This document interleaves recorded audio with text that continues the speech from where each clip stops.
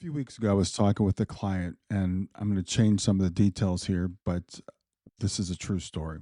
So, a few weeks ago, I was talking with the client, and I'll call her Pat. Pat lost her husband, Frank, about a month ago after 32 years of marriage. So, she's still fresh after having lost someone she had spent more than half of her life with.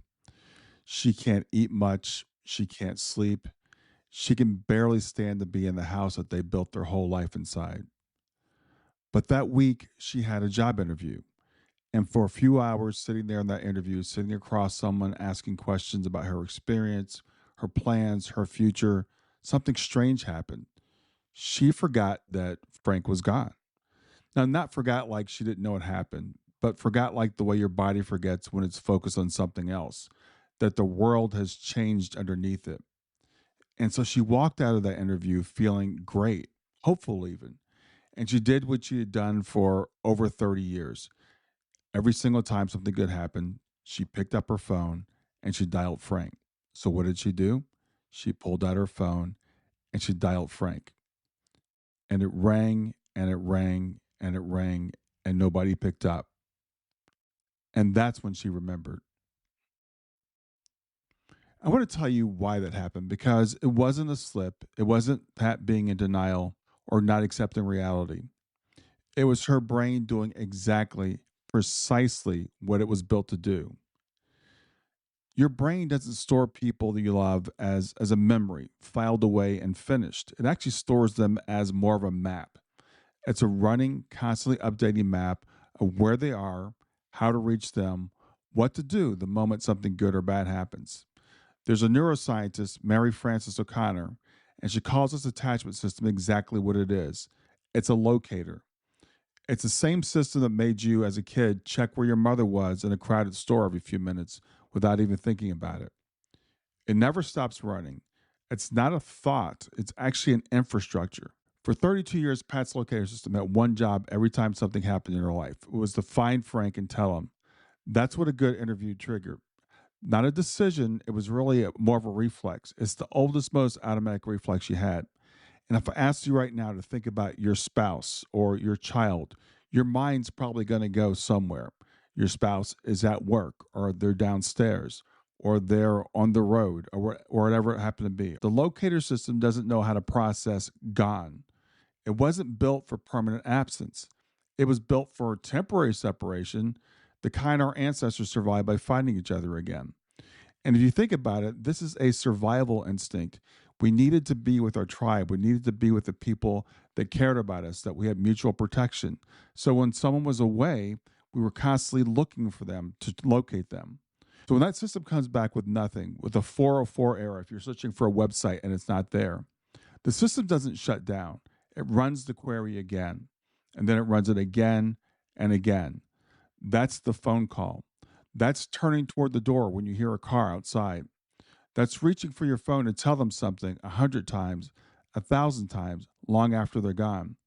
And that loop takes up energy. When that system searches and finds nothing, it doesn't just shut down. It doesn't stop the search. It runs it again and it runs it again and again and again. And that's why you feel so exhausted. And this doesn't mean you're failing to accept that your loved one is gone. Your locator system is doing its job. It's just built for a world where the people we love come back, where we can locate them.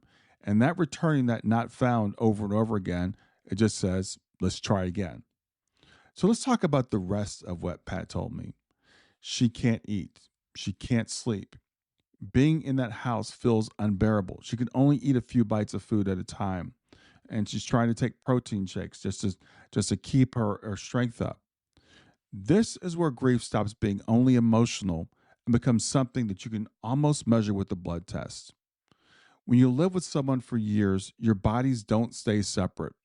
Research on long term couples shows that your microbiomes, the bacteria in your gut, on your skin, even in the air you breathe together, actually start to converge.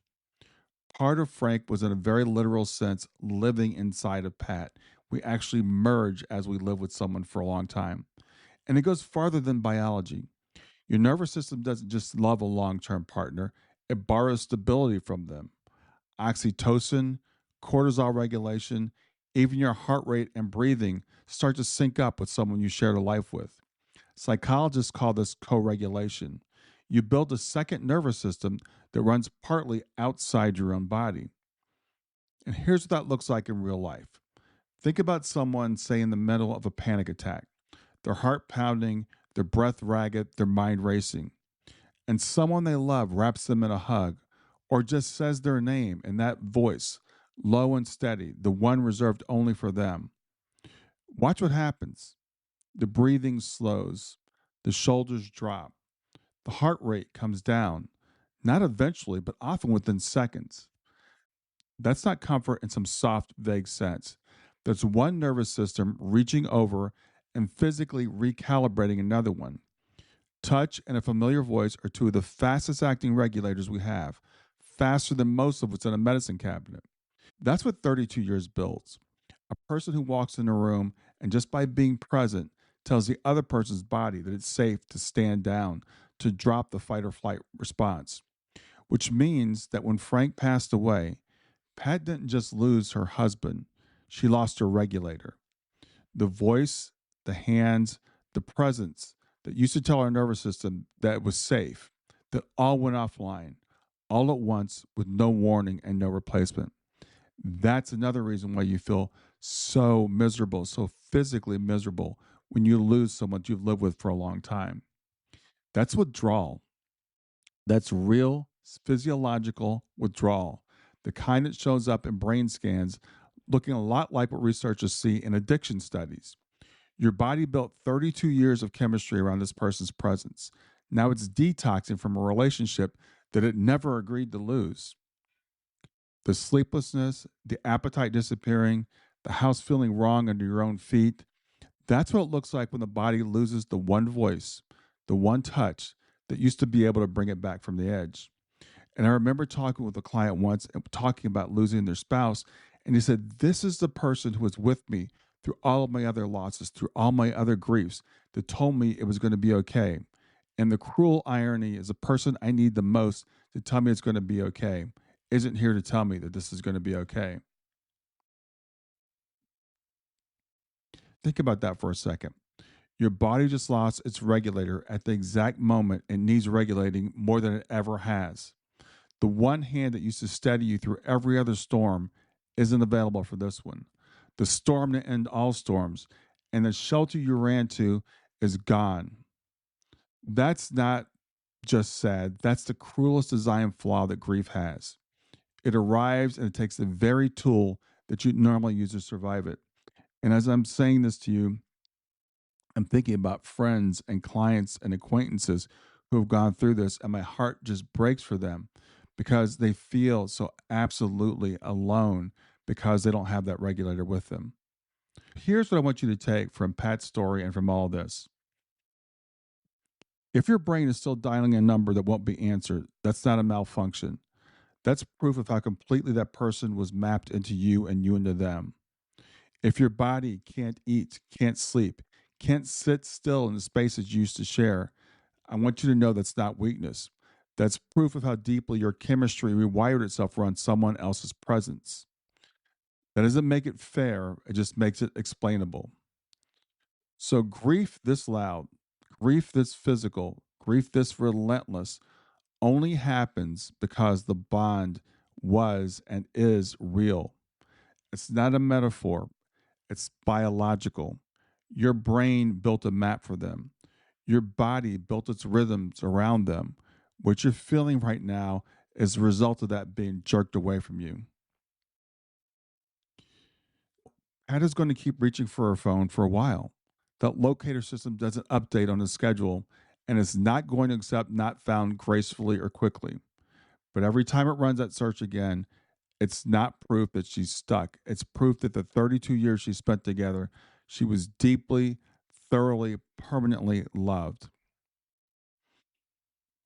If you've caught yourself reaching for the phone, walking toward a door that isn't going to open, unable to eat or sleep in a house that suddenly feels foreign, I want you to hear this. You're not failing at grief. You're not broken. You're not going crazy. Your brain and your body are doing exactly what those 30 plus years or 3 years or 5 years or whatever built them to do. That not found, that 404 error I talked about, that biological longing for the other person, that will subside over time. When I think about Shayna, I don't get that error anymore. I know that she's still with me. I know that she's all around me. But biologically speaking, you're going to get that error for a while. So, having said all that, here's the good news: this doesn't last forever. The locator system eventually understands that that person is not physically located anymore.